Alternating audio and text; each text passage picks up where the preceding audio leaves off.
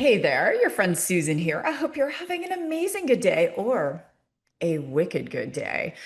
Every single episode, I always say this is the best one, the best one. And if you are new to the show, we're approaching 400 episodes, and I had a complete shift after some life events.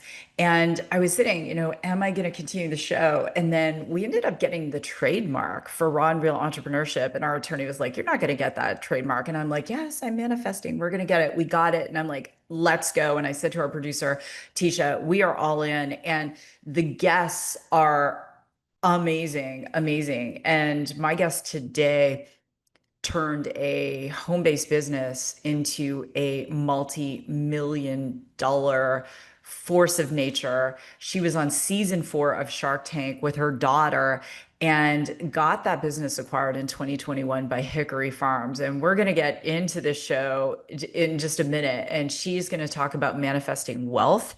She is going to talk about grit, tenacity. She's going to talk about the benefits of being on Shark Tank, but also what happened as a result of having all of that public scrutiny. And we ended up having a conversation after the show was over that went on for about another hour. She's absolutely phenomenal. And before I bring out our interview, I want to acknowledge you. Number one, this show is a labor of love. This is one of the rare shows where I am a founder building a startup, which I'm bootstrapping myself, and a mom, and am lifing like all of you, and doing the show for all of you. So I would love a 5-star review. Please subscribe wherever you listen to podcasts, share the show. If you're on YouTube, drop a comment, share the YouTube. I would absolutely, absolutely love that.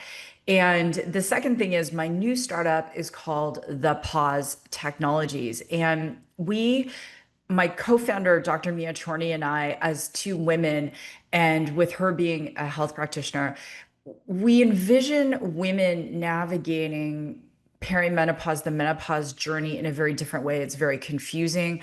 There is a significant amount of time, money, and effort spent by women, and they don't have 24/7 support. So, with my background in AI and health and wellness, we envisioned a world where women would get 24/7 support, where they could track their symptoms, where they would get insights, they would have that ability to be back in control, whether it's 2 in the morning and having a hot flash or not sleeping, or it's 2 in the afternoon at work and not feeling supported, that there was always someone there with you. And so with the Pause, which is an app that is available in the App Store and the Play Store, currently only in North America, but soon to be globally, that is what we have created. And we are building it in flight. And I want to thank our first few hundred test users who gave us feedback. They talked about features they wanted. They've been absolutely amazing.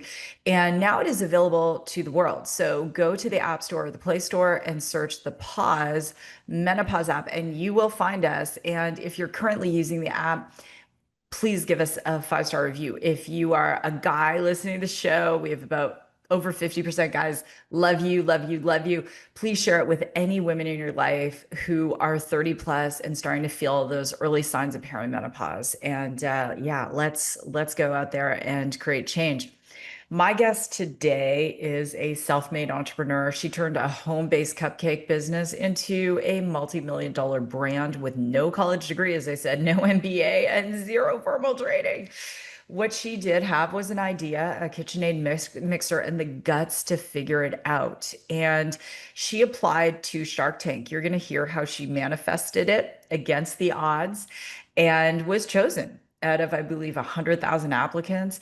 And she and her daughter Danielle landed a deal with the king of all sharks, Kevin O'Leary, and Wicked Good Cupcakes became one of the show's standout success stories.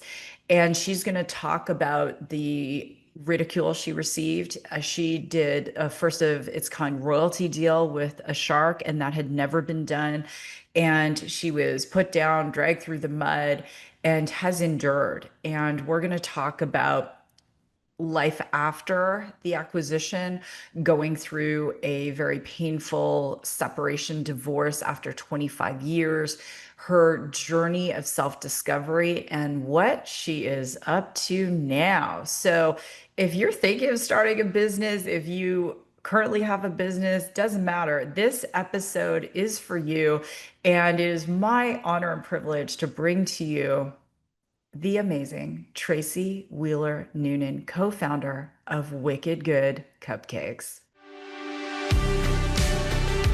This is Raw and Real Entrepreneurship, the show that brings the no-nonsense truth of what is required to start, grow, and scale your business. I am your host, Susan Slack. Tracey, welcome to Raw and Real Entrepreneurship. My beautiful Boston boo is going to be my name for you now. All the longtime listeners know Boston's not my hometown, it's my spiritual hometown. And it is so great to have you here. Oh, thank you so much. And then I won't try to hide my Boston accent because it's who I am. I do a lot of interviews and I try to tone it down, but I love when I can be truly me. And so you'll hear all that Boston coming out and you'll get your fill. Oh, good. Yes, I can never get enough, candidly. Like, I think that's why, going to MIT twice, doing Boston Marathon 6 times. I want to do four more. But the great thing about being in my 50s is the qualifying time keeps getting slower. So it's fantastic. Oh, that's so Tracey, funny. I want to jump in. People, they know, Shark Tank, you and Danielle, they know like, an author, a speaker, an entrepreneur, an exit. Like they look at you as this woman who is, if for those of you who aren't seeing on YouTube, like Tracey is 60, but she literally looks, maybe I would go like 34, bordering, depending what she was wearing, might get carded, buying a bottle of wine. Like seriously. So, here you are. But going back in time, I was watching the Shark Tank episode, Mhm. and I remember so clearly that start, right? Like you and Danielle, you have the cupcakes, and all of the sharks are loving them. I think, Mark finished his like in record time. You were giving him a second one, and it's all warm and fuzzy. And then like blood in the water and sharks literally attacking for like 2 minutes in. They're like, well, anyone could do this. And what's a shelf life? What was going through your head in that moment? Because you look so composed. Oh, so great question. It's really perhaps one of the most nerve-wracking things I've ever done. And one of the things that you try to block out, yes, there are five very intimidating, lovely, but intimidating people sitting there all talking at once, all asking you questions at once. And the two things that I tried to accomplish was one, I didn't want to remind myself that 8 to 10 million people would see this episode. Like right there Mm. would have been game over had I thought about that. And secondly, I wanted to be really composed facially and not give editing any opportunity to put a stupid face I made or have me look uncomposed, if you will. So basically, I made sure that I went back and watched. We were on season 4, so I went back and watched every single episode from season 1 just to the end of season 3, so I could see the questions. Which questions were dominating, which ones did they ask all the time, which ones did I need to know the answers for, and I went in with the attitude of as long as we don't look like sore sports or, like really sad if we don't get a deal, we'll have been successful. And I did know my numbers. I did. I ran a business. I had to. Um, the really funny thing was I was the first person to accept a royalty deal on the show. And social media fucking ate me alive. Like Twitter, all the men on Twitter, I can remember a dude from Texas saying, what a stupid woman. Women should be in the kitchen. They shouldn't be conducting business. And I wanted to say to him years later, like, dude, we just sold a company for millions and millions of dollars. How you like me now? Like that whole commando keyboard, people saying awful things about us and not just business wise, but what we looked like and what we sounded like, and people didn't believe we were from Boston and just all these things. And I can remember I had such a wonderful staff, and they forbid me to look at any social media because anytime someone wrote something about Danielle, it was just devastating. I mean, she's my daughter. She was 21 years old when she was on the show. She was still a young girl. Like she didn't have real world business experience. She worked really hard, but she wasn't running the company. So all of that kind of was the experience. It was exhilarating, it was fun, it was nerve-wracking. Obviously ended well for us. Um, Kevin was great to work with. He really wanted to humanize himself, I think. And in doing so, by doing the deal with Danny and I, he kind of took this mother and daughter and, raised them out of obscurity and helped them build this business. When in reality, I believe, he may agree or not, we gave him some humanization, right? He Mhm. actually was now dealing with, a mother and a daughter and working with us to build our business. So it was a really good pairing, and we worked hard. We didn't ask him for anything. The $75,000 that he gave us, we paid back in 6 weeks. So we were completely free. And the reason I did the royalty deal, which obviously these idiots didn't understand, was when someone is making money like Kevin did per jar, he is inspired to get us onto television, to get us making money because he makes money every time we sell a cupcake jar. Whereas if you take equity in a company and you have to wait for an exit, that may never happen. You may Yeah. never see your money. So for us, it was motivating for him to make sure, and he got us tons of television. And every time we were on TV, we did this, like after we aired on 2020, we did almost $400,000 in sales. So how dumb am I? Like I knew that. So I would throw him pitches for different shows and he would get us on. People weren't going to listen to me calling them, but they'd listen to Kevin. So it was a great partnership, and he's very nice. He's black and white. There's no gray area. You see that on the show, but he supported us and believed in us. And, we had 5 updates. I don't know if anyone's had 5 updates. Yeah. They I loved think us. I think the royalty deal was brilliant because Thank it was a you. bit ahead of its time for things like affiliate marketing and things like that, or influencer marketing. Like if we were packaging that deal today, it would Mhm. just be essentially like influencer marketing, and Kevin's the influencer and he gets like a little bit of each, cupcake jar, and that's the way it goes. And it would be so commonplace, but you essentially did something that pioneered, because I've seen other episodes where they did do royalty deals. And, to be the first, I want to ask you as a mom, Sure. mom to mom. And I can't remember which episode it is. Our team will let me know. So my friend Kirpa, who was on The Bachelor when Colton was on, and Colton came out as being gay, she got a lot of shaming on social media. She was criticized for her weight, she was criticized for how she looked, and it was ugly. And when she was on the show, Tracy, she was talking about how dark it was, how she became depressed, how it really affected her mental health. What were the conversations you were having with Danielle that no one ever saw when this was all going on? Yeah. So fortunately, we were so busy, and Danielle was crazy busy because she handled all like shipping and packaging and making sure that everything got out the door in time. So she really didn't have time to go on social media.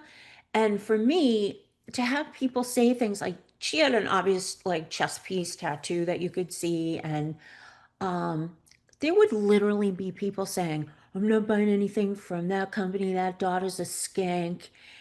And just, oh, it's awful. awful. I was so angry and it was very dark. And again, thanks to my staff, I just had to like step away and let them answer it and handle it because you have to respond to your social media. You can't ignore it. And, I just said to her, all we can do is remember that our greatest revenge will always be our success. And no matter Yes. what people say, we can't change that. There are mean people in the world, and we're just going to have to deal. And as long as we treat others with kindness and respect, then we're doing the job we're supposed to be doing. And we just have to let the rest be static. It's noise. And you do learn over time to just be like, whatever, you know what? People are like, I could do that. Well, go Yeah. ahead, do it, start a company, which brings me to another really funny thing that I'd love to share because it's such a common thing that I get asked. So as you mentioned, I do public speaking and I do some mentoring and I meet a lot of people and they're wonderful. And invariably, one or two of them will always say something to the effect of, I've always wanted to be on Shark Tank, and I feel like I have to invent something like fire, and I can't think of anything. And my advice to them is always no, no, no, no. What you need to do is take a commodity or a product that you have in the house that you use. Say it's like glasses, right? Mhm. And you have these glasses and you think, I love these glasses, but if only they did X. And I have to tell you, if someone else has these, they're probably thinking the same thing. Yeah. So some of the most successful entrepreneurs have been people who have taken an existing product and they're the second or third iteration out. And that's when things really are fine-tuned, and that's when they are sold and people become multimillionaires. Look at Scrub Daddy. For how long have there been sponges? Forever. Yeah. And he found a formula, and his product is quite intense. Actually, he's a great guy, Aaron. But he took a common object and made it better. I mean, I have a million of them in my house. Everyone has them. They're everywhere. Um, so that's what people need to think of. They need to either find a passion project or find something that just can be made better. And there you go. There's your service or your product. Well, and to your point, we were chatting for all the listeners and viewers. Tracy and I were chatting so much before the show. I was like, "Oh my gosh, we have to do a show." And what came to mind when we were talking about that was even Apple, right? Apple versus anyone. Like they were not the iPod was not the first MP3 player. The iPhone was not the first phone that had a camera in it. BlackBerry had a camera in it.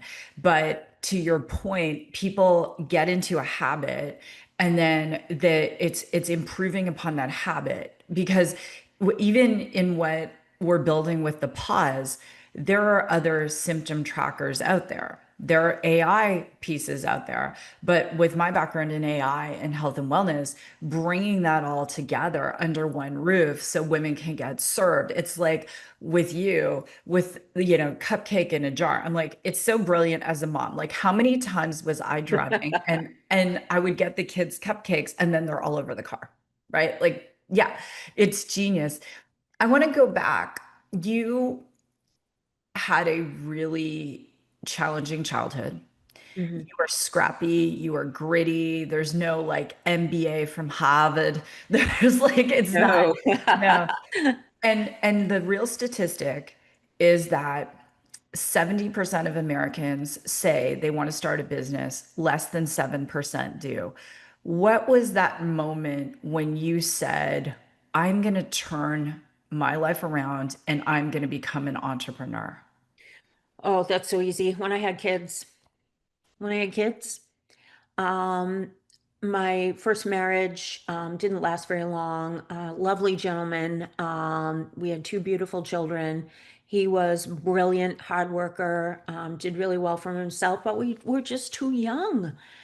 And Mhm. so I wasn't getting much in the line of support financially. So, and I didn't have money to go to college and I didn't have the time.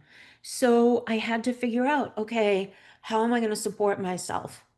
And then that kind of morphed into, okay, I'm working now, I'm making money, seeing someone with either like a nice car or a piece of clothing that I wanted. And rather than hating on them because they had something I loved, I would think to myself, what do I need to do to get that?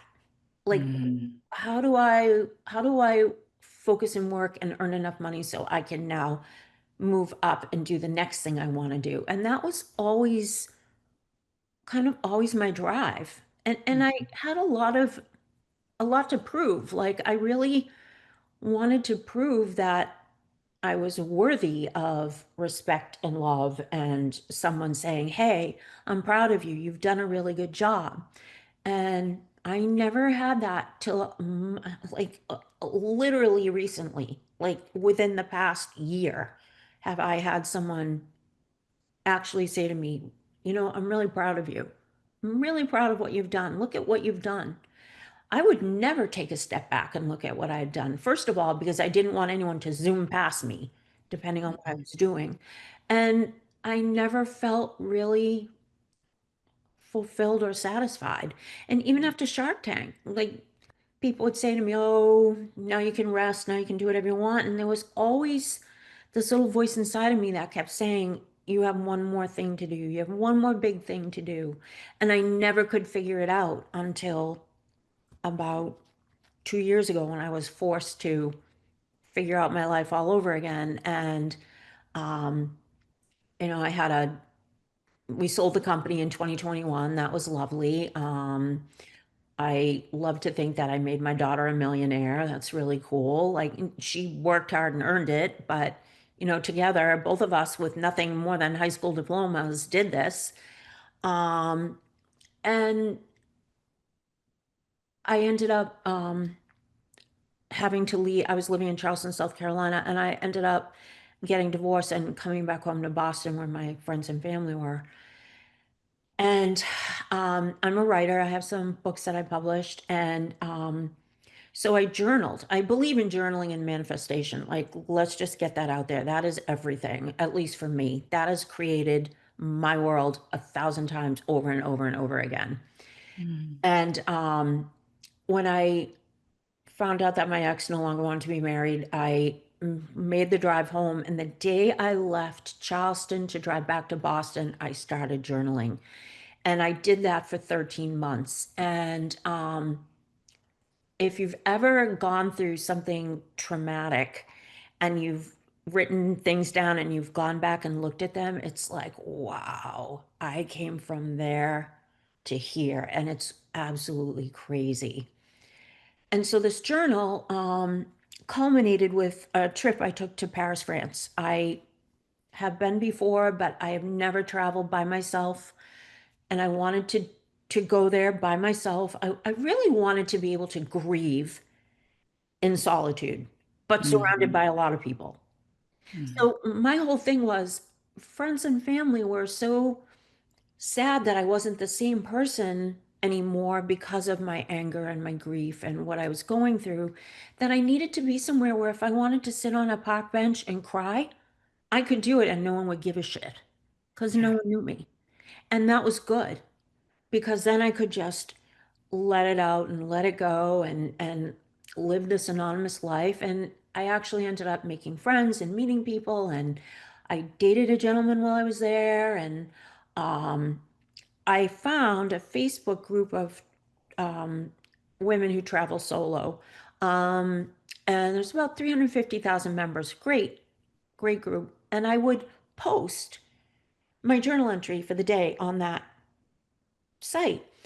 And the the amount of women who were like captivated with it and would interact with me and share their stories and say, "Oh my God, I wait for this every day to eat my breakfast with. If you're ever in England, come visit me.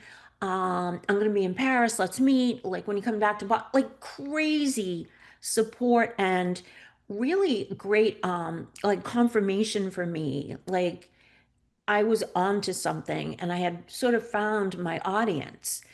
And Mm. so I had 12 copies of this printed. It never went into publication anywhere. And a production company in LA got a hold of one of the copies. I think my manager had something to do with that. And they loved it. So I signed a contract, and we're in development to create a streaming TV series, which is so cool because a lot of my writing that I had been doing prior to that had been for the entertainment industry. So this is just super exciting. We begin in October, really like fleshing out the story and working on the direction we want it to go in. And it'll take about 9 months to have everything complete, and then we shop it around. But I'm so excited and so grateful. And the thing I love the most about it is it's a coming of age story, but for a woman who's 60 years old. Yeah. It's not like a 20-year-old coming of age story or a 30-year-old. This is like real shit. This is Mhm. someone who has been divorced 3 times and finally started to find her groove again after a really awful 13 months. And so that kind of got me to thinking.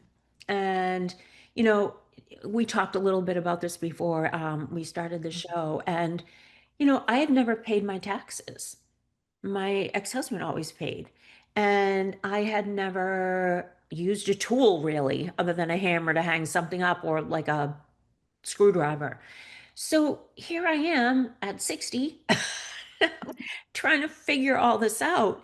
And I'm also like dating again, and your body image, and you're conscious of the fact now that you are older, and and how do I dress? Do I still dress like how I loved, but will people perceive me in a certain way? Like, you have so many things happening. And I thought, if I'm experiencing this after a divorce, like there's got to be other women who either have gotten divorced or have been widowed, or maybe they've gone through an illness, or they're empty nesters, or maybe they're just women who want to make new friends. It is not easy. I forget the statistic. I wish I knew it. But for women above a certain age, it's really hard to make friends. Yeah. So I started working on something I've called the Reinvention Project. And part of the project, the main crux of the project, is very interactive with women. And I have what's called the Level Up program. And it's 5 steps of exercises in different areas. It's financial.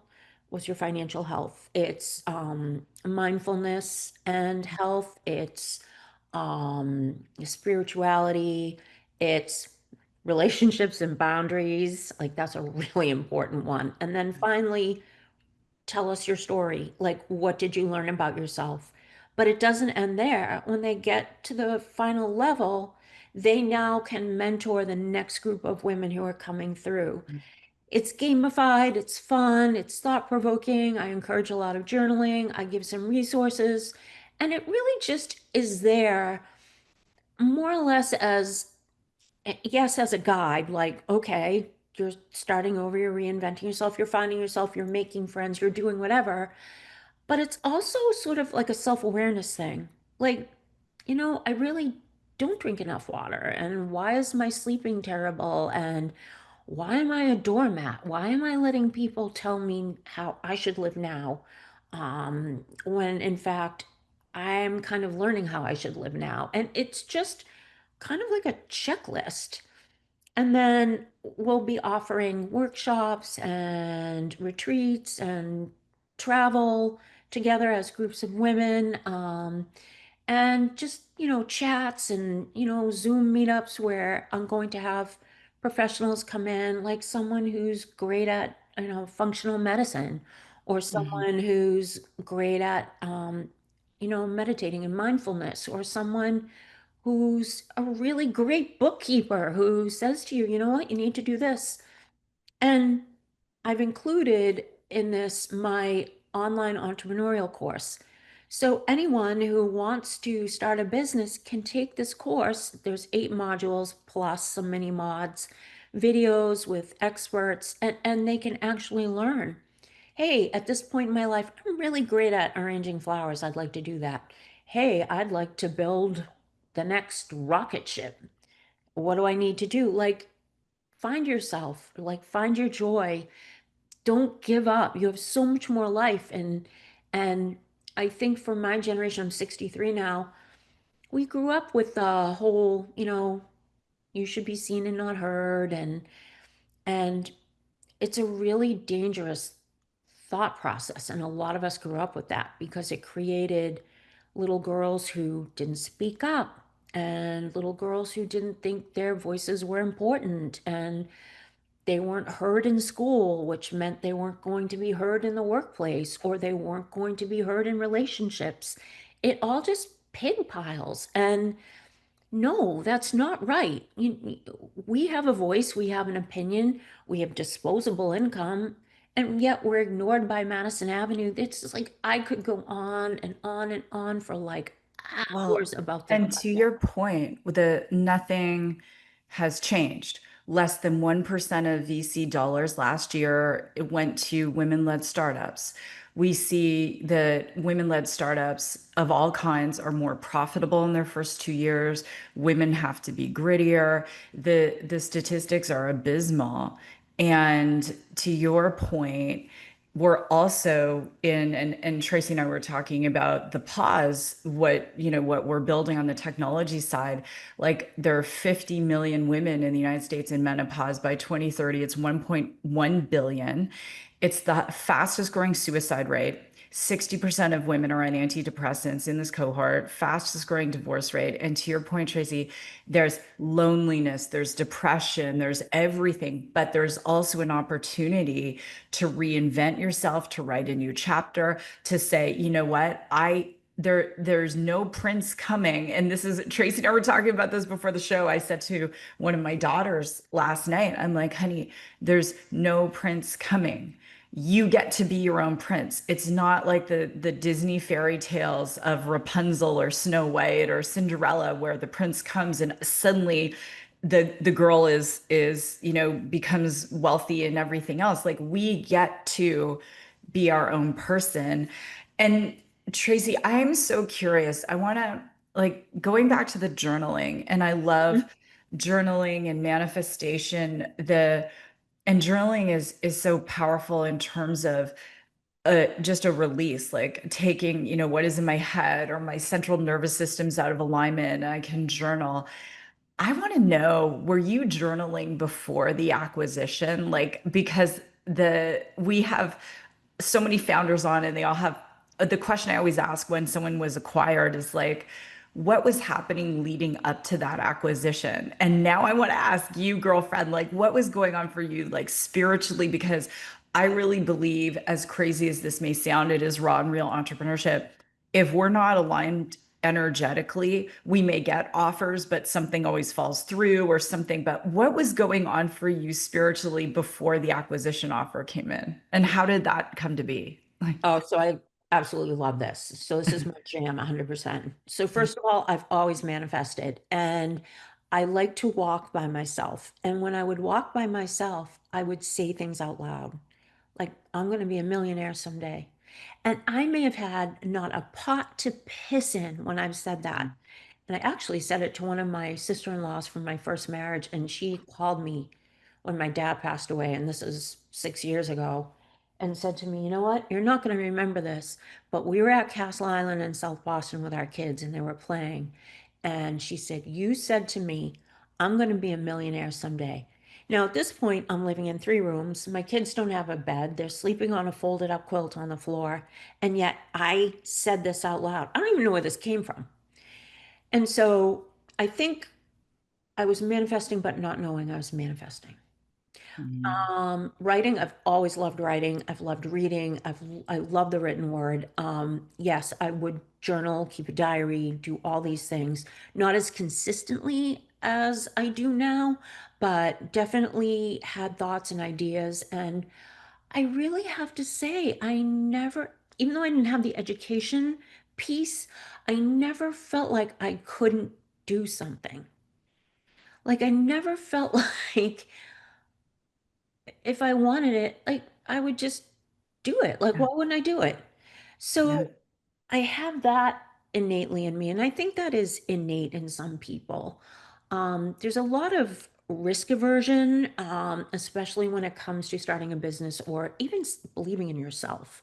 People Yeah. just don't, and it goes back to the being seen and not heard, right? Because in my generation, if you said, I'm really good at this, you were boastful, and that wasn't a good trait to have. Mhm. It to like and be quiet and and and just do your thing. And no, I say no, we need to speak up and put everything out there. And so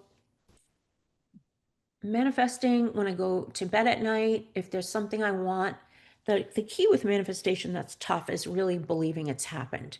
Like manifestation should be you living your future right now. And Mhm. sometimes that's hard. Yeah. Like for people who, let's say someone needs money and they're manifesting like, oh, I need money. No, no, no. If you're not going to believe that because you're feeling lack, you feel Yeah. that lack. What you need to do is find a word and repeat the word over and over. So a good word for manifesting if you need money is wealth, because Mhm. there's it's just a word.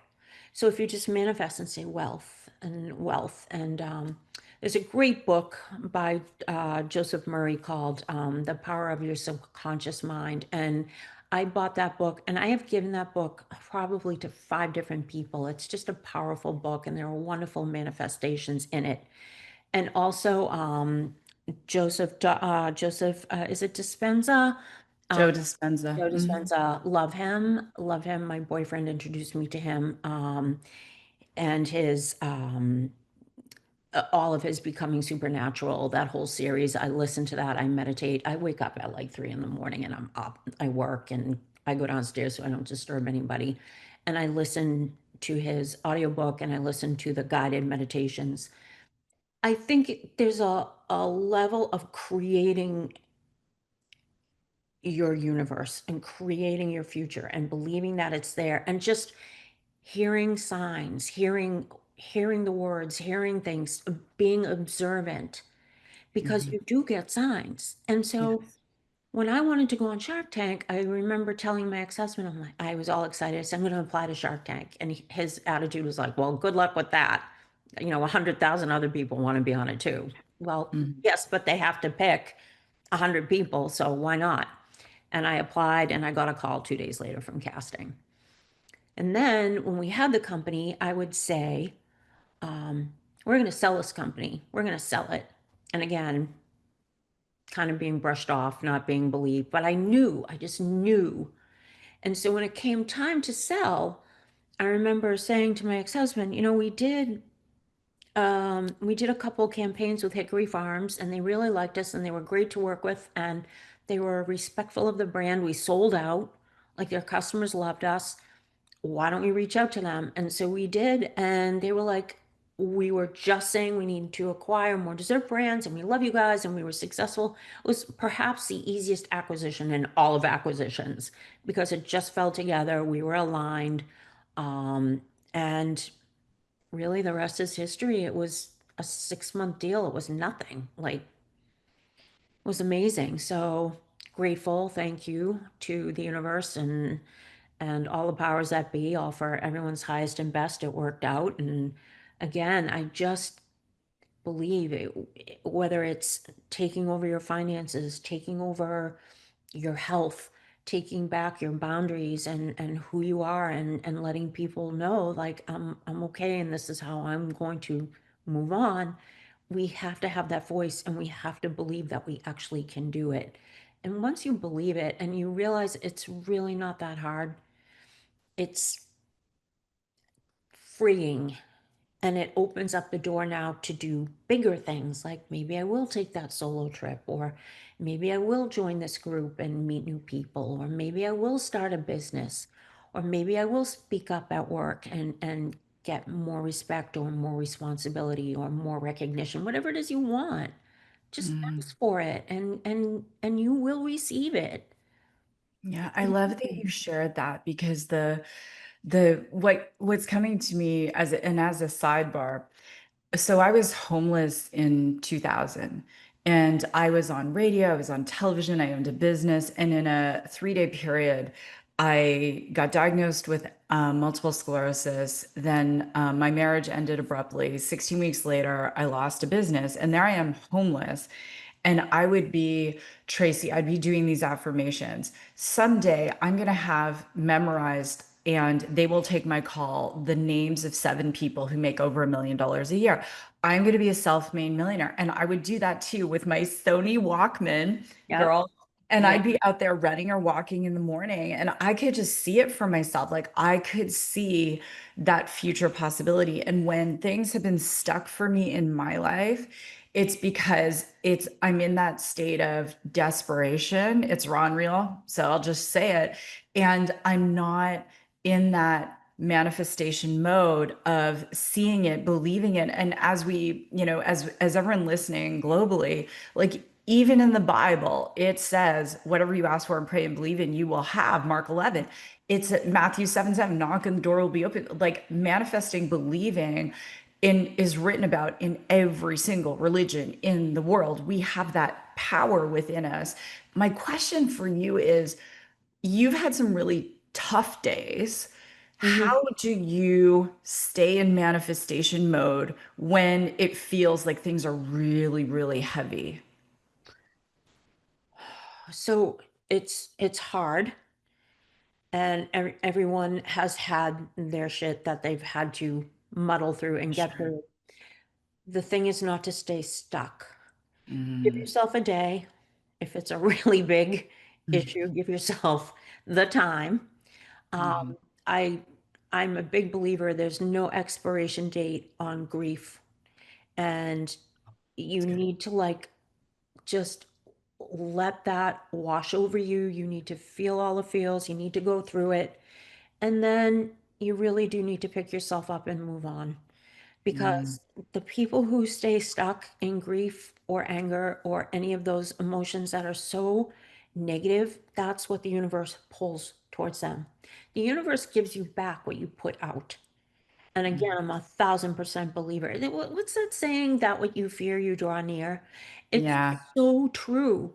It's so true. And like anyone, I have awful days where I'm pissed off about something or something's not going right. Like today, I was frustrated. Looking at my Kindle account, I'm like, where's the money? I'm selling books. Like, why am I not getting paid? Like, things that will like distract you or throw you and you've got to now like chase someone to get something done, like all that ridiculousness. You need to at some point during your day just say I'm done, and then Mm, like move into a space where you actually can just breathe. I've told more people just breathe.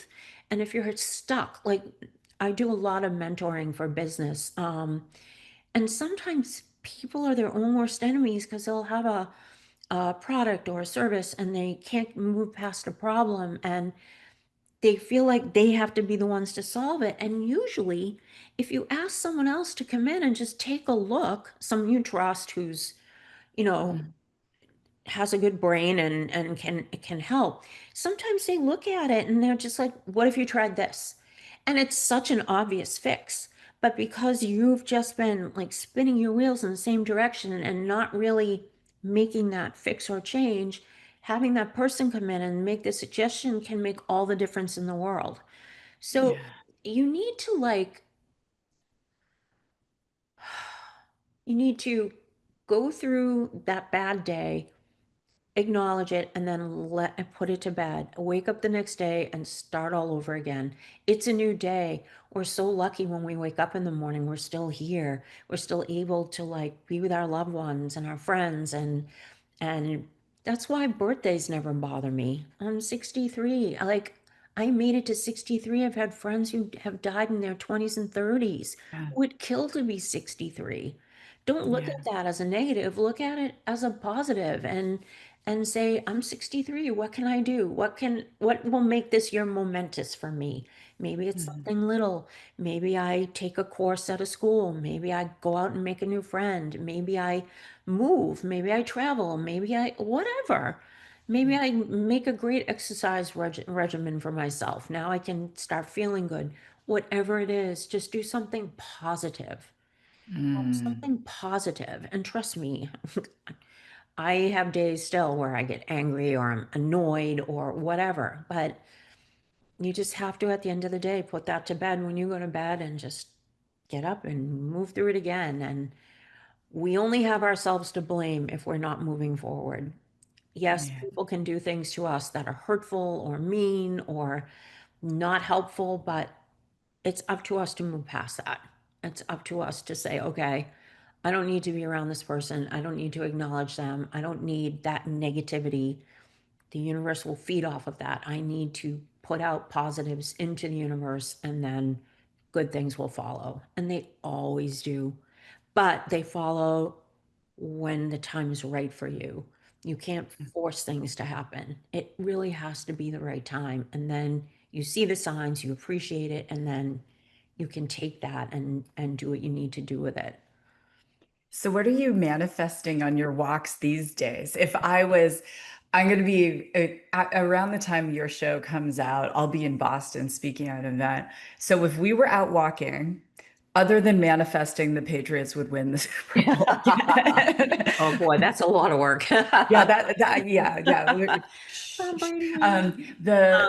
What would you be saying on the manifestation walk? Oh, I would be saying, let's take, for example, this new project I'm working on. Like you, I'm totally bootstrapping it, Yeah. free as hell.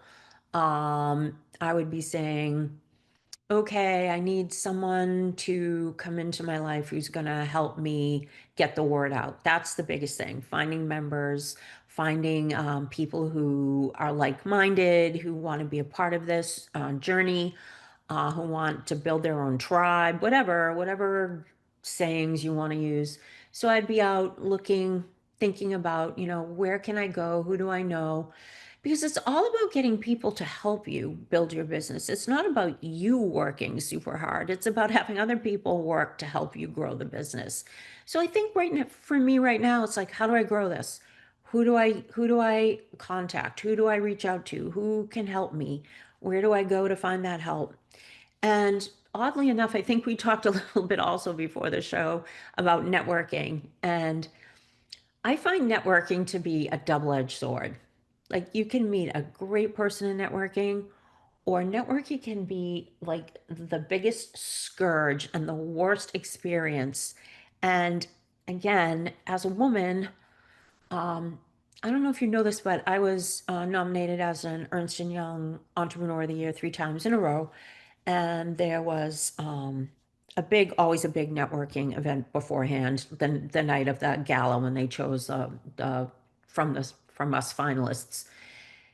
And I can remember one year, my ex and I were standing back to back. I was speaking to a woman, he was speaking to a gentleman, and I could hear what the gentleman was saying to him. And the man said to my ex, he said, so come on, be honest. You're the brains behind this operation, right? You're really the one.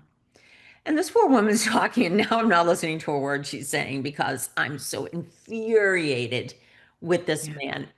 And my ex, to his credit, said, no, no, no, like we all have our strengths and we all like do what we're best at. And the guy's like, no, really, you're the one really who built this company.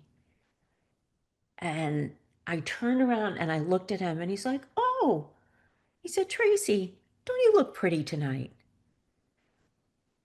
That was that was the attitude. And it got better. It got better. I go to sit at my table. I sit next to a professor from UMass, Boston.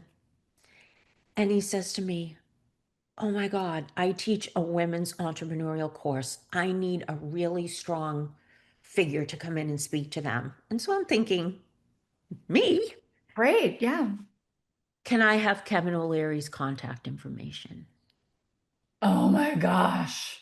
And I looked at him and I said, no, go on Shark Tank yourself and get it yourself. Good for you. I'm like, fuck you, dude. Mhm. Really? You have smart, beautiful, strong entrepreneurial women. You want this strong person to come in and speak to them, and you're going to bring a man in? Oh my God. At that point, I thought my head was going to explode. I just wanted to leave. I was so frustrated and so annoyed and just so like, this is so typical. This is so typical. This, It happens all the time. It Mhm. even happened to me last night. I was at a mixer, and in my former company, we did the largest deployment of computer vision AI at scale that had been done in US history. And last year I was voted one of the top women in the entire world in artificial intelligence.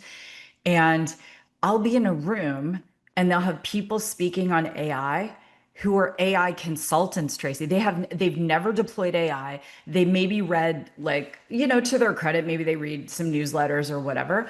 And I'm like, hello, I'm right here. Like, there are people speaking on AI who've never deployed AI. And I'm like, what? And Yep. it's amazing to me how often we're still passed over. And this is my life's work. Like, people are always like, well, what do with startups, they want to see what your exit plan is. So I'm very vocal. We will build this company, we will sell this company. I have enough energy to do Yeah. it until it's the time, but it's going to happen. What am I doing after? I will spend the rest of my career elevating female entrepreneurs. Like, that is the bottom line. End of story. Like, you know, Yep.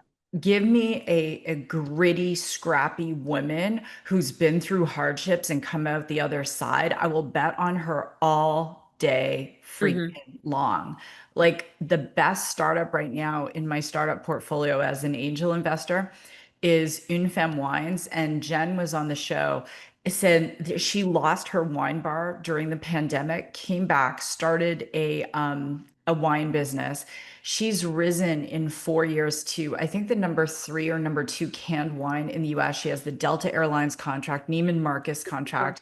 Yep. And this girl is so scrappy. Like, every investor update, Tracy, it's like new height, new height, new height, and all day, every day. Right. And I interview guys on the show who've gone through hardships and homelessness and are scrappy. And yet, still, we're still living in an era where, as I said, the funding is disproportionate, the views are disproportionate, and especially with men in our generation. Oh, girl, yes, Yeah. it's amazing to me. Like, Well, women are just naturally really good at running businesses because they have homes to run, a lot of them, right? And yeah. you have to run it like a business.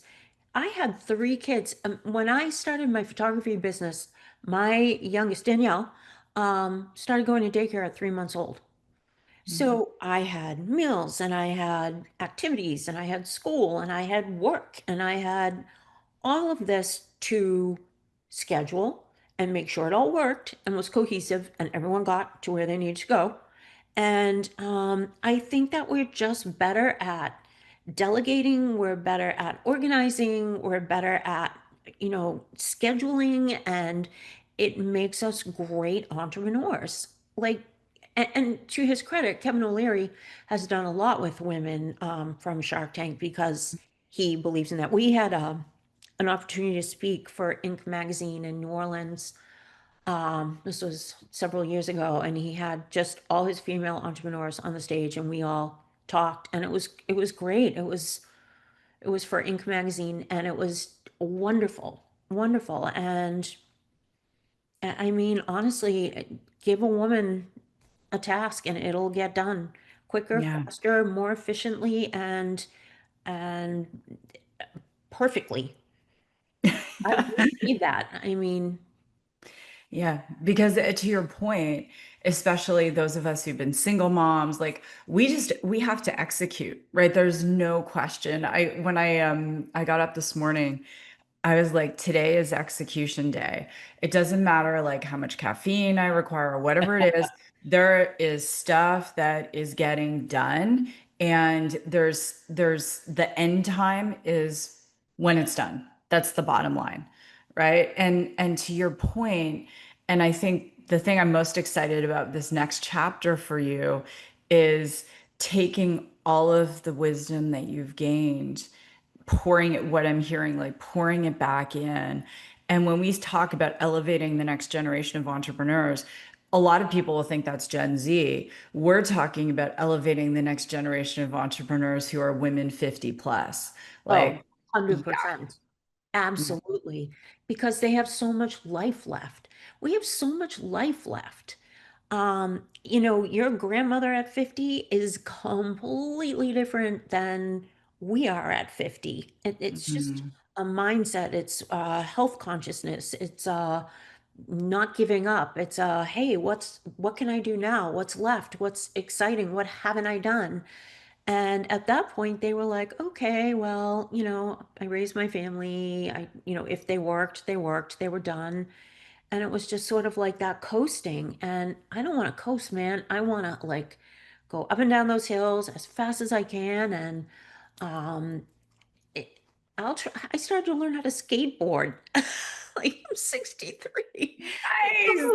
My daughter went to the skateboard shop with me. Danielle, it was so funny. She's sitting there like this, and the gentleman who's helping me pick out my board and the trucks and the wheels. And Danielle, I got on the skateboard, and Danielle pushed me out the door. And it's just, she's like, Mom, this is really what I love about you. You just don't care, and you're not afraid. And I said to her, and that's how you are too. And that's how I raised you. And you know what? We need to teach and give that gift to more people. Like you can do this. You don't necessarily have to skateboard, but you can start a business. You can like call me. Anytime I public speak, I give my email to people and they will email me. Like reach out to me. You're not alone. Like Mm, don't listen to the naysayers. Find someone who's positive and supportive, who can lift you up. yeah. It's the biggest thing. Just stay away from this whole thing. If anyone takes anything from this, it's like stay away from the negativity. Grieve, be angry, shed that past life, like get rid of it. You're a butterfly coming out of a cocoon. Here you are. Like get rid of it and move on. And life is really wonderful and it's there for you to participate in. You just have to do it. No one can do Mm, it for you. They can encourage you and yes. help you, but you have to make that decision and you have to be the one to propel yourself into that life you really, really want and deserve. Yes. And deserve. Yes. Yes. Yes. Well, Tracy, you are an inspiration. And I am so You. excited to, thank you, to not only have a front row seat of what's next for you, but also that just to be able to say, like, when people I know are having those dark moments, like, look at Tracy, right? And that's that point. Like, there's always a yes. There's always putting one foot in front of the other. There's always something juicy to have in life and turning out the negativity. There's, many opportunities for people to go there. And I always say it's like a drug, right? Negativity is like cancer of the soul. I love what you said. Like, grieving doesn't have an end date. Just ride it, do what you need to do, go start, whatever it is you're going to do, start skateboarding or become an angel investor in female startups or do something that brings your soul joy in this next iteration because you get to write it. You're such a badass sister. And so are you. I love it. And I love these types of podcasts because we're finally going back to being seen and not heard. We're finally feeling free and feeling worthy of being heard. Like I have something to say and it could really help someone. And I'm not going to be quiet. I'm not going to just sit and quietly watch the rest of my life go by. I want to do things. I want to go places. I want to help people do things and go places. And I think if we all just take that attitude, then there's going to be a lot of lovely women out there who are just enjoying that life, the life that they really want and deserve. Mm. Well, Tracy, thank you so much for being on the show. And when this the production gets released, let's bring you back so we can share it with the world. And we will share all of your socials and everything in our show notes. And you are an amazing bright light on the planet. Keep shining, sister. And you go, girl. Thank you so much. Thank you for having me on. It was wonderful. And I really enjoyed talking to you. Thank you. Well, to all of our listeners, wherever you are in the world, please share the show. Tracey and I would love a 5-star review because, as Jamie Kern wrote in her book, Worthy, we are worthy. We would love that. Share us, tag us. And I would also encourage you to really go and make sure you are following Tracey and support her in all of her endeavors. So with that, God bless, go rock your day, and I will see you in the next episode.